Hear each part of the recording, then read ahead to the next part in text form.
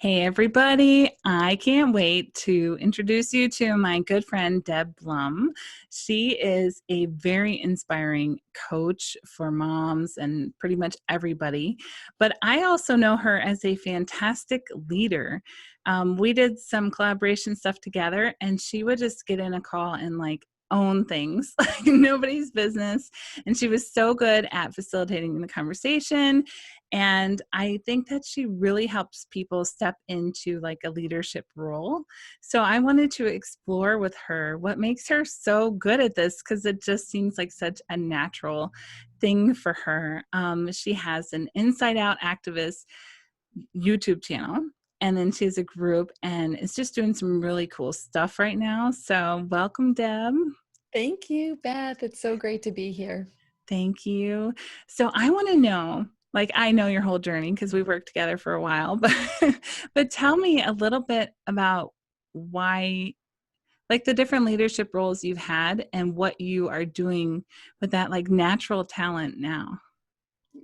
It's funny because you wanted to talk to me about leadership, and I remember when you said it, I often when you say things about leadership, I just think, oh, I'm a good leader, and it's not because I don't think I'm a good leader, because when I reflect on it, I can see what you're saying, what you're seeing. But it always still strikes me because you have been the one that pointed out the places where I have been a leader that I haven't really owned. So I will tell you some of the things that you have reflected for me. So I did spend years, like 15 years in the consulting industry, and I was a leader in my field. And I was a project manager and a strategic planner, and I was the director of a department at the end of my career before I had children. Wow. And so I've certainly had many, many opportunities to be a leader. And in a moment, I'll get into a little bit more about the way that I learned leadership as a consultant versus being a leader in like more of a prescribed way, the differences Mhm. there. But then I became a leader of my family, Yes. and I spent about 7 or 8 years exclusively being a stay-at-home mom. And I definitely did bring leadership into that. There's no question.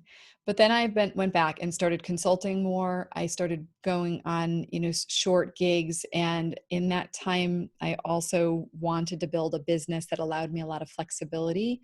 And I had been really drawn toward coaching. So I got certified as a coach, and I was a certified health coach, then a life coach, then a parent coach. And I kind of just weave them all together. Mhm.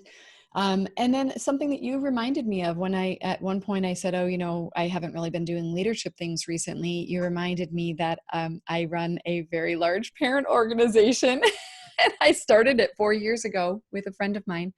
And now we have, almost 1,000 members, and we run, 75 groups a year. That's now all have transitioned to Zoom. And we started that from nothing and have built it into, many, many, many groups and all these people. And it's an amazing group. And there's definitely no question that for me, there is a natural ability for me to build things.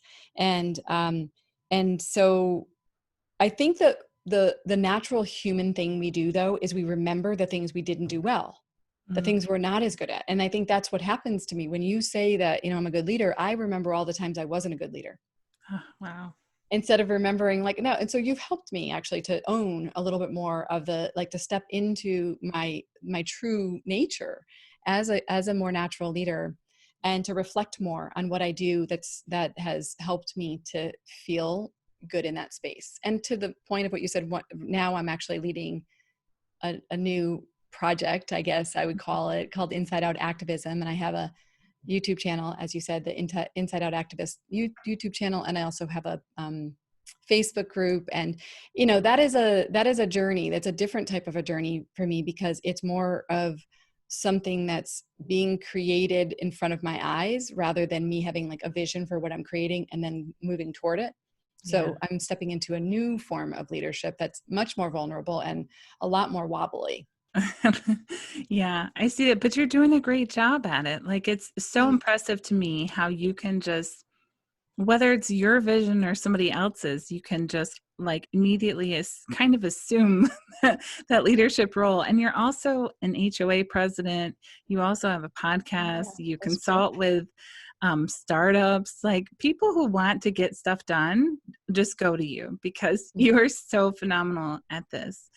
Mm. And of course, running your home, you've done a fantastic, like amazing job running your home. You have really happy, successful boys who have great relationships with you, getting ready to go to college. And I just know that you do things well. Like I aspire to run my home as well as you. Mm. So I want to know, it might be difficult for you because I do think it is so natural for you, but is it like planning? Are you crazy at organization? Do you plan everything out? Are you like 10 steps ahead of people? What do you think makes you just so easily like lead people and get them to do things? Hmm. Well, first, I just want to take in, I'm learning how to take a compliment better. And so I appreciate what you've said. And I am,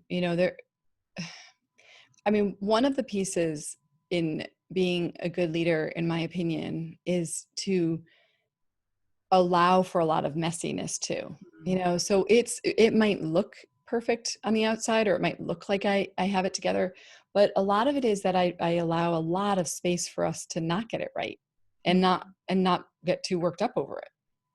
But I wasn't always that way. When my kids were younger, I was definitely more of a controlling mom.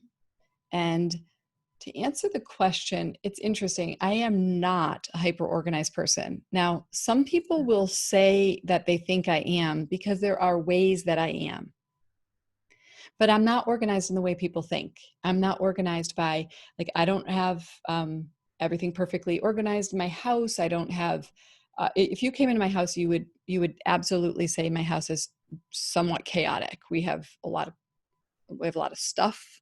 We're not super streamlined. We're not minimalists, yeah. but but I get into things like labeling and things like that, but I don't keep things going. I tend to think I'm going to be organized and then I fall off of it. So it's not that. Yeah.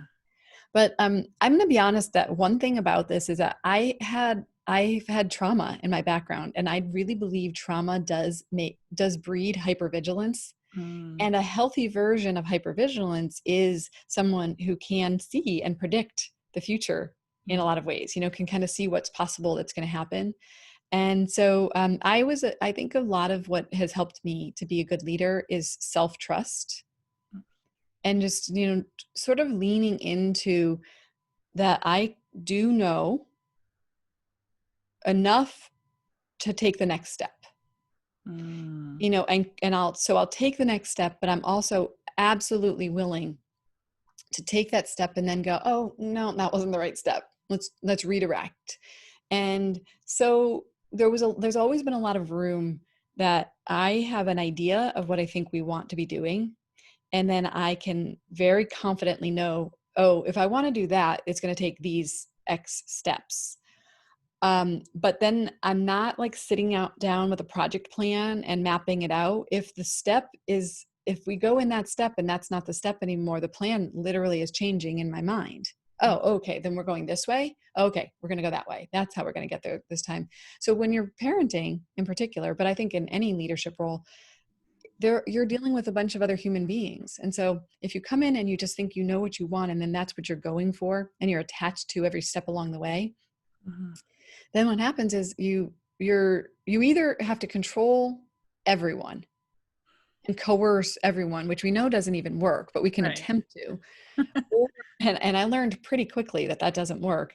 Or we can go with the flow a little bit more and invite other people's perspectives and be curious about how it's impacting one another and be kind of on a journey together. Yeah. So yeah, so I kind of have an idea of where we want to go, but I am very open to the journey unfolding in front of us. Yeah. Well, so I've always shared with you that I see that you said it was from trauma that you have hypervigilance and can prepare for the future, but you know those steps. And I feel like that's your Yeah. superpower because that doesn't come easy for everybody when they think about the goal or the dream that they want. I don't think it's very easy for everybody to say, okay, this is the next step.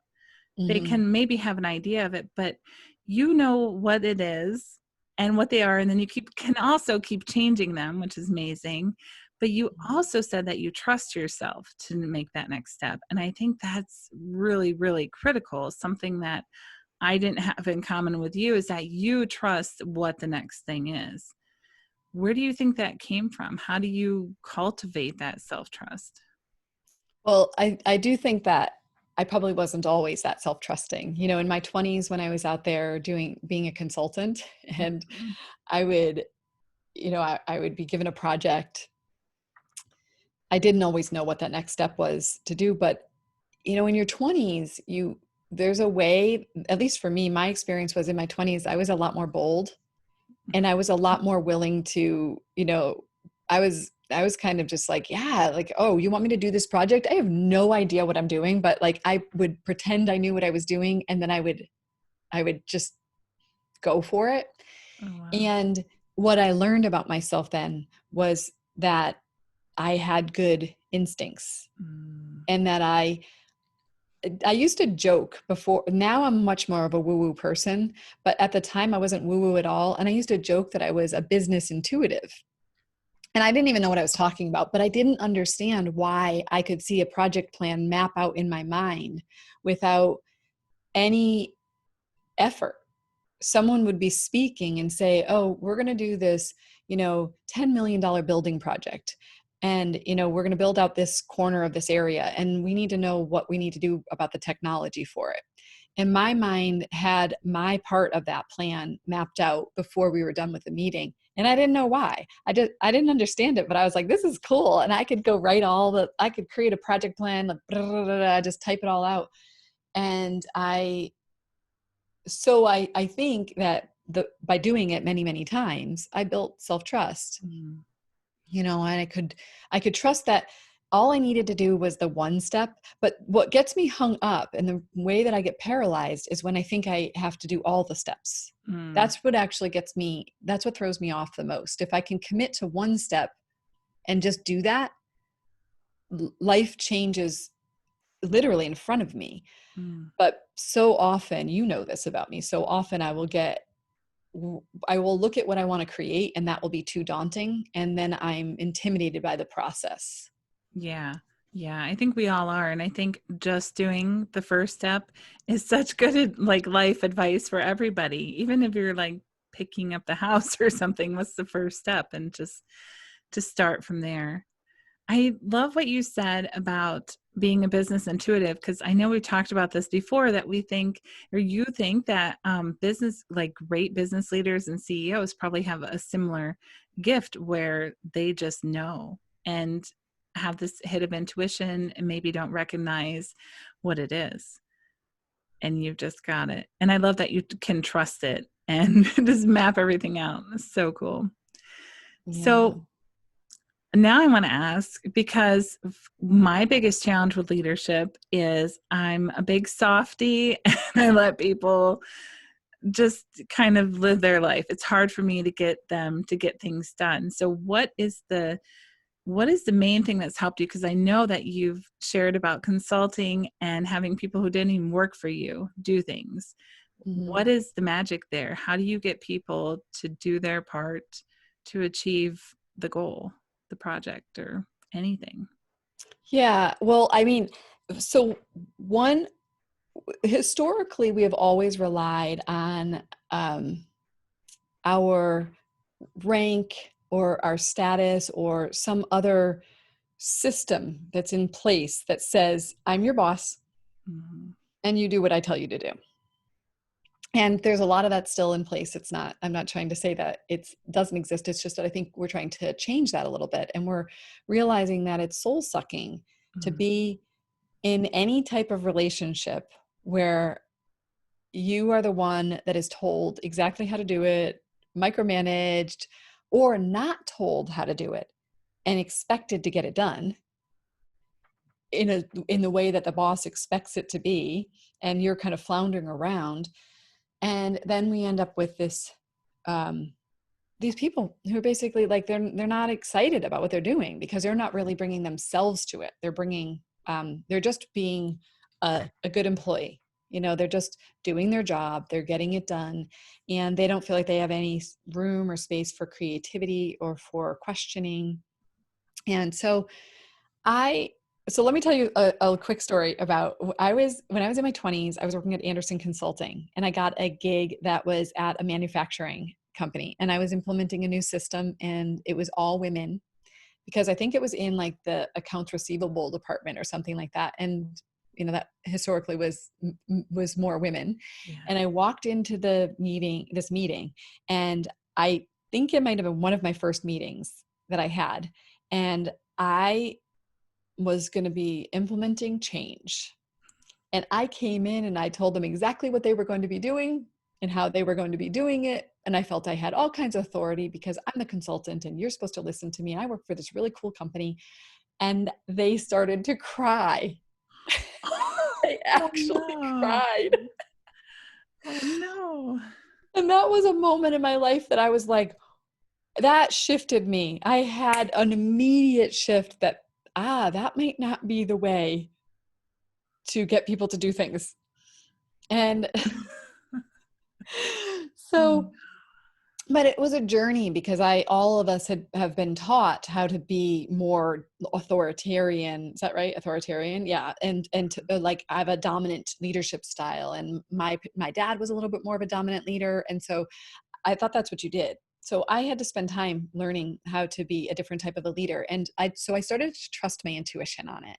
And when they cried, my heart kind of opened, like I had like a moment that I could feel how hard it was for them. oh wow. And that moment did shift me a little bit.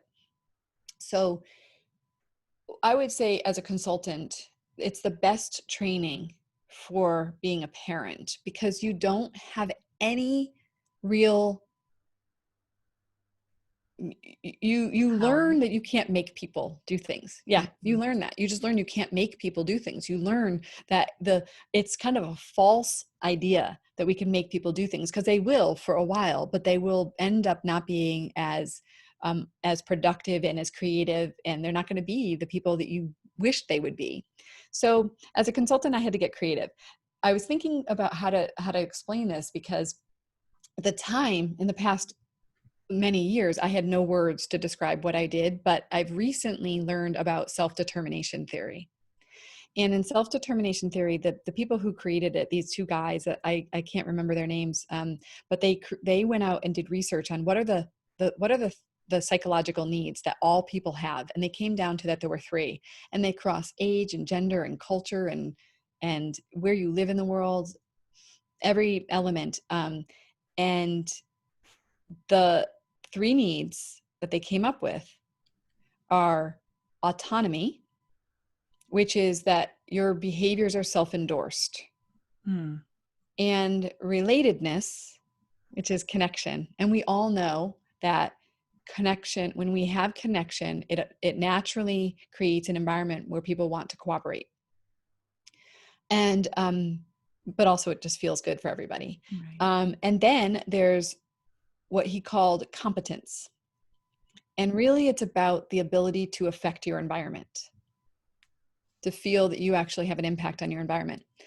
When I look back at what I ended up learning over these years, was that those were the pieces that I used.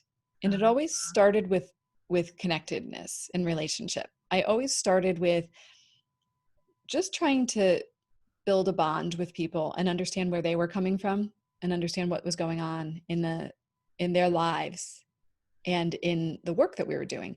And I always felt that if I could understand their situation and what was important to them, and I could bring them into the conversation, then we would be all far more effective. So in that, I was looking for, what would help them to feel that they are being most effective. What is their competence, and how can I maximize that? mm. Okay. And help them to see that what they do changes things and it has an impact. And I also wanted things to come from a place of being self-endorsed. So I wanted to understand, how do we do it in such a way that is going to work for you and for me?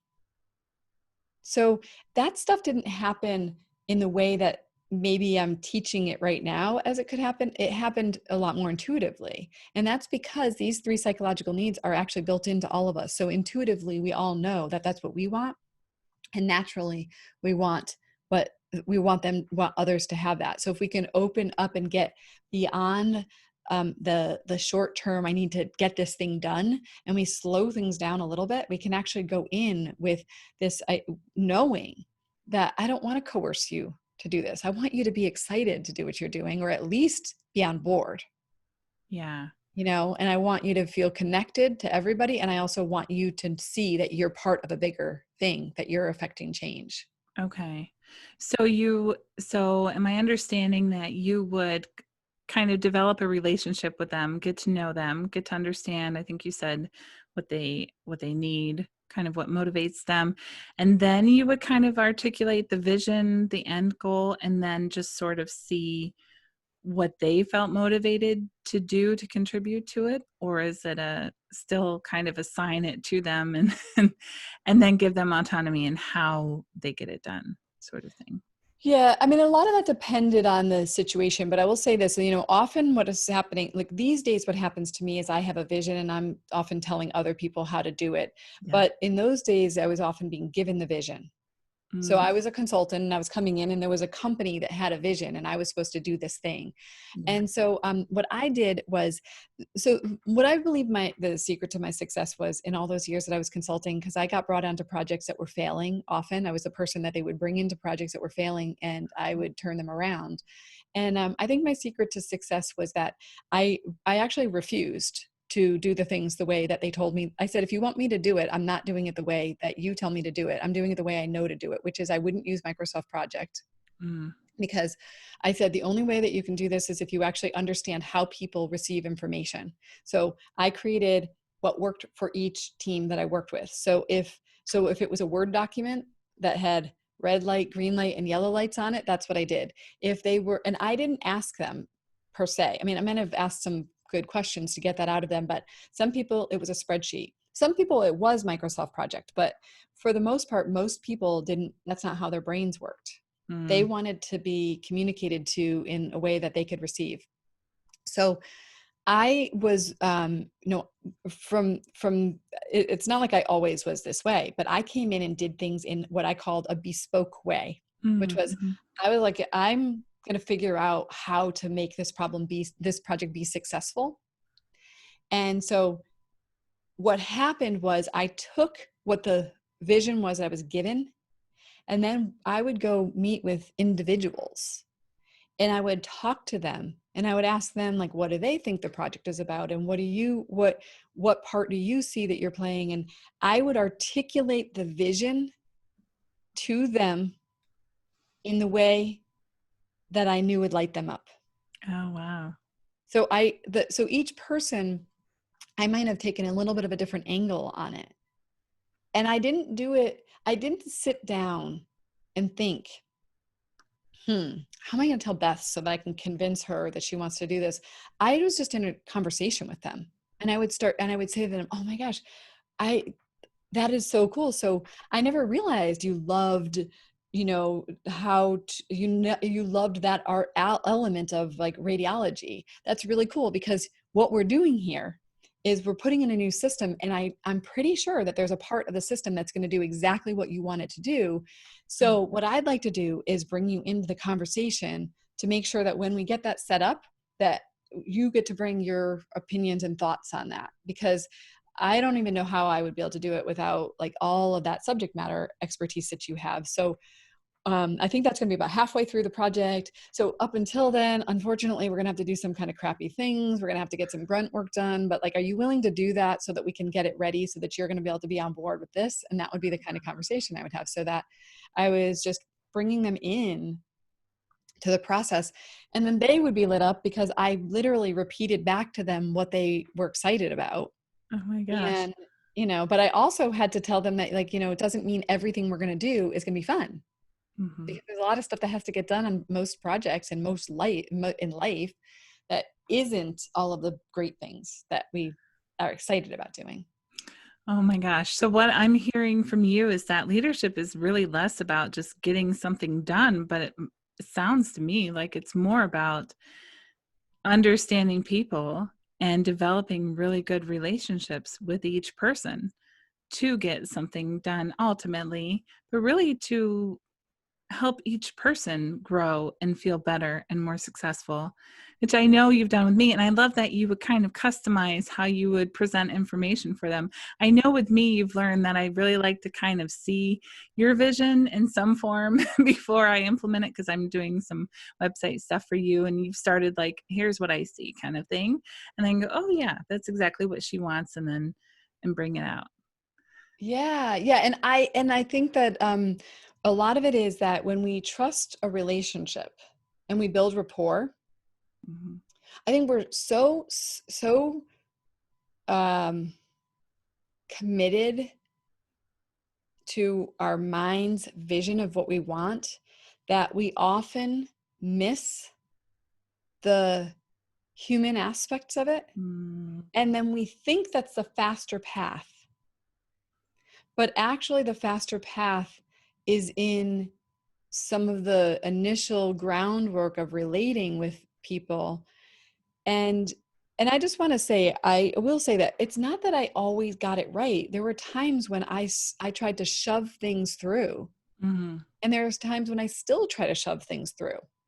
And when I do, I will almost always get met with a big old resistance, and I have to and there are times when I also have worked with people who we're oil and water, Yeah. and I have had to try 25 things Oh, before wow. we finally got maybe not to a great place, but to a better place. Mm, And so it's not that every person that I've ever worked with, it's been just like, oh, it just is so perfect and I know exactly what to say. but but many times it's that way. And same with parenting, same with my kids. Like I might have an idea of what we're going to do, but I'll tell you, if I come in with my kids, now they're almost 18 and 16, and I come in and I say what we're going to do, immediately I know when I came in with an unconscious, just kind of like, I'm the boss. Oh, like this is what we're going to do. And everybody's like, I can feel the energy in the room versus when I come in and I say, all right, I've been thinking about this. What does everybody else think we want to be doing? How do we want to handle this thing? And then we get but I get everybody's voices, and it might even be at the end of the day that I say, well, I'm not willing to do that, but I am willing to do this. It's not like it's not like I'm just saying everybody gets to do what they want to do and it's a fun party at yeah. all. I mean, it's fun party, but everybody doesn't get to do what they want to Right. do. No, you're so fun. I imagine your boys just like loving their lives because their mom is just so much fun and goofy at times and strong, and like they know what they're gonna get with you. That's the sense I get. And I imagine people that have worked with you just like they know what they're gonna get. And Yeah. I love that you share that like sometimes people are just oil and water and you've gotta like find a way to make it work. So one of my questions was, if you have a heated situation, if people are uncomfortable, if you think about, I know that people who are drawn to you want to make an impact, and they're often activists now or want to be and don't really know how to make an impact. And a lot of the things they're fighting for are surrounded in lots of conflict and pain and hurt and past trauma. So, what can those people do to make a difference and sit, like to me it feels like you can just sit calmly through anything. How do you manage that? How do you listen to people scream at you and stay calm? I don't know if that's true. Okay, well, so, hmm. Well, when I was in my 20s, I had a, a lot of anger. Mm, And I was not even close to the picture that you're painting right now. I was not the picture of calm. Now, there were times when I was really calm and I was really able to hear people and just sit and listen. Um, as a consultant, I had a mindset, and I really would love anyone who listens to this as a consultant. It's something I'm seeing that's really missing from consulting that really bothers me right now is I see consultants trying to act like employees. And I think that is a major flaw. And if I were hiring a consultant right now, it's really important to me that a consultant comes in with the mindset of service. Mm. Because like I was a consultant and I many times worked for a company. There I was an employee. But when I was in my job, I was in service, just like a coach is in service. And I had to recognize that my role was to get this project implemented, and that I had to be creative, and that I had to be a leader without the role or the rank. I had to cultivate. I had to have influence Mm-hmm. and cultivate authority. I had to build authority. And so as a consultant, I did tend to enter situations where I felt that I was willing to listen to even heated things and see myself as a neutral person. However, that's not how I was in all situations in my life. I had a lot of anger, a lot of impatience, and a lot of judgment for many years that caused me to get super fiery like that in a lot of situations. And there were a couple of situations at work when I did do that. But interestingly, it wasn't when I was a consultant. When I was working at Yale. I had a couple of times when I like remember being mortified that I got super triggered by somebody in a group and walked out of the room and was angry and slammed the door and the things that happened. But the answer to the question, though, has been inner work. Because it is true that now I can sit with many, many more circumstances and people and situations where people are fiery, and I can often just hear it and not take it personally. But it Mm. took a lot of time and inner exploration and healing of traumas, and it took a lot of work to get to the place where it's just so much easier for me to sit and someone can have big emotions and I can just hold those emotions for them. For a long time, I didn't allow myself to have emotions. The only emotion I allowed myself to have happiness, and then I allowed myself to have anger. Yeah. And so it wasn't until I got underneath the anger and started to realize, oh, there are a whole bunch of other emotions under here. And there's a lot of other stuff going on. And, but I will say this, I did make a decision one day. I was in front of my kids. They were probably like 3 and 1, and I was at a Starbucks, and we were eating outside, and someone was smoking a cigarette, and you're not supposed to be smoking within a certain number of feet or yards of an entrance of a restaurant in California. And I went up and asked him if he could move, and then he reacted to me, and I lost it. And I totally was just triggered in a big Yeah. way in front of the kids. Mm. And I did make a decision in that moment that I was going to do everything in my power to deal with that and to not do that anymore. And I only did that a few times after that. And it's not that I didn't feel like it. I felt the impulse to do it. I just made a decision in my head that I was not going to do that anymore. Oh, wow.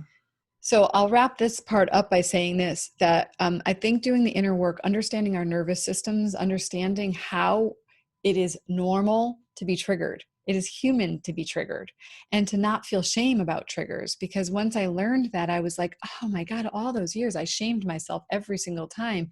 I wish I had understood it. And then once I understood that, like, everybody gets triggered, and some people flee, and some people fight, and some people freeze, and some people fawn and flock. There are all these different ones, and we all do this, and that it's self-preservation and survival. And once I learned that, and then I learned how to actually transcend that and be able to hold all of it, I can calm myself down in situations, and I want to say that some of the situations that are happening right now are so heated Mhm. that I find myself lately much more activated. I don't know how I would feel if I was in, I mean, I have been in situations in the past year where I've been in, when I've been confronted by people. It's been really hard. And I have not always handled it exactly how I want to handle it. So it's not like there's perfection there by any stretch of the imagination. But what I will encourage people to do who find themselves in those situations is do the inner work, explore nervous system healing, explore trauma, understand triggers, and understand all that, because there is a way to get to a place of much more calmness. Um, I also really believe shadow work is critically important, because if I have a shadow, a part of me that I don't want to look at, and then I see it in you, I'll be more likely to be judgmental of you and reactive to you. And so the more that I've done shadow work and come into radical self-acceptance and inclusion has been amazing. But the first thing that I always go to is a calming, elongated out breath. Mm. So the second that I'm activated, so a friend of mine was angry about something, and I was the person in charge of the thing that was going Mm. on. So when she was angry, I immediately thought, we were working on a project together. I immediately went to the place of that it was me. Oh my God. Oh my God. And I was taking it personally, and I was quiet listening to her. And I just took a breath. I felt the tingling in my arms. My heart was racing. I acknowledged it, like, wow, this is scary. And I've come so far from where I was before, could have never done this before. I just took a breath until I got where I could calm down. I don't even know. She was probably ranting the whole time. It happens faster. I can bring it on much more quickly. I can calm and regulate my nervous system faster. And then I have two things that I say, because I think it's good to have things that you can say. Okay. And to my kids, I most of the time say, tell me more. Mm. Because there are a couple of things that happen by me saying, tell me more. One is it buys me some time to continue to breathe and to continue to regulate my own nervous system. And then the second thing does is that once they start talking more, I usually find out that I had jumped to a conclusion that wasn't even accurate. Ah. And then they tell me more, and then I'm already calming down. But keep in mind, we all co-regulate, right? You know that, but we co-regulate. So the calmer my nervous system is, I'm automatically bringing them down. Mm-hmm. And the other thing that I say to people, if I know they're willing, is I say, I hear what your mind has to say, but can you tell me what your heart is saying? And I'm going to tell you the number of times that it's bringing tears to my eyes right now, because the number of times that the person cries just by me asking that question. It's like everybody's heart is speaking, but we're using our mind to say what our heart is feeling. And we're doing it in defensive, angry ways. And I have a belief that if you can do better, you should. And so if I'm capable of not taking it personally, I'm going to change the world by each person that I'm able to sit with and ask them what their heart really wants to say right now, instead of what their mind is saying, and drop them in, and then allow them that space to be able to tell me what they're afraid of, or, what they're feeling inside. So that's a much more mature place. I'm going to be 50.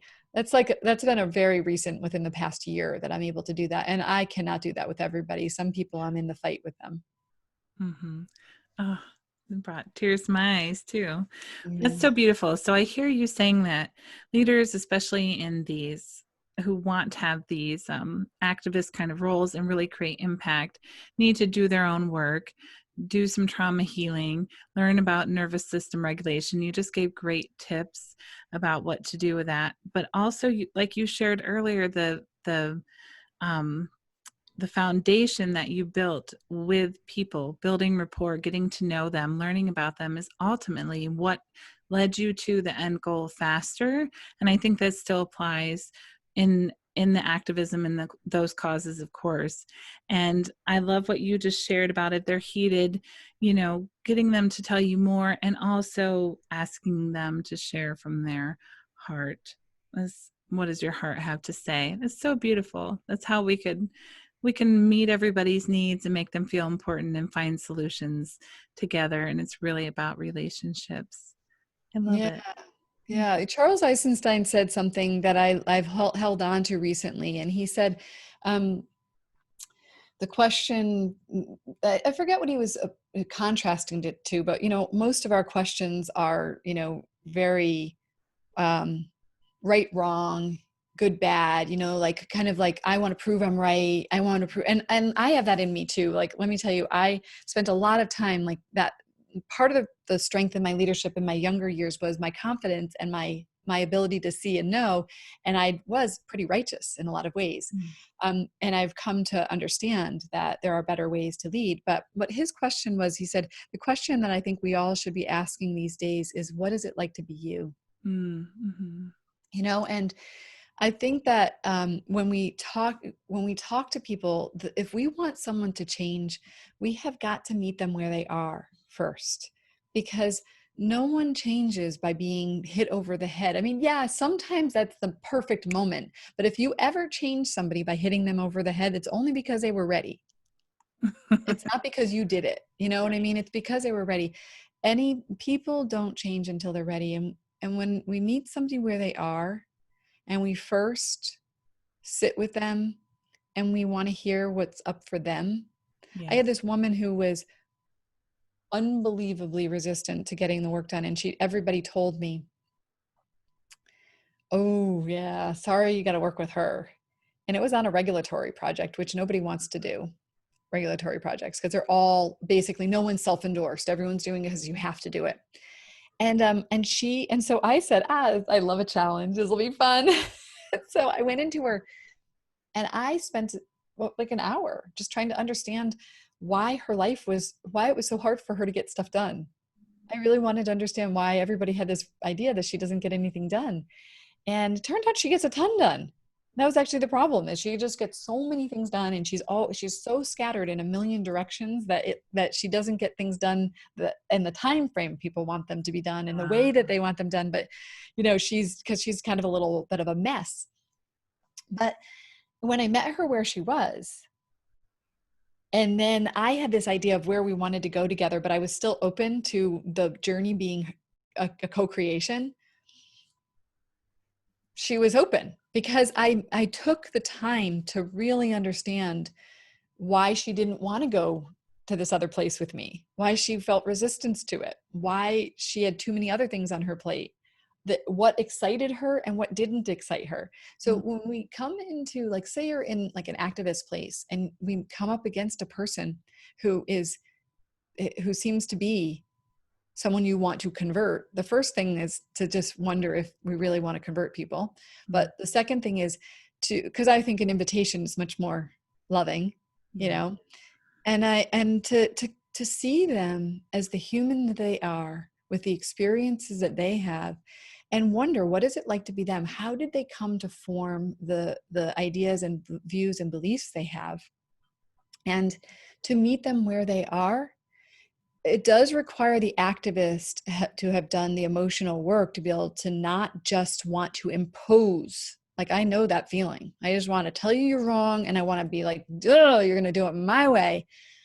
But that might feel good in the instant moment, but it's not contributing to the greater vision that all of us have. And why we do activist work is to make a world a better place. And if I come in with my resistance, my anger, my shaming of you, my idea that, like, there is a right way and I'm going to resist what you have. What we're doing is we have to look at what the bigger picture is of what we're trying to create in everything we're doing, and hold on to the biggest value we can have. And if that biggest value is unity, because I think that's ultimately, like, right now in these times, I think the biggest value is unity.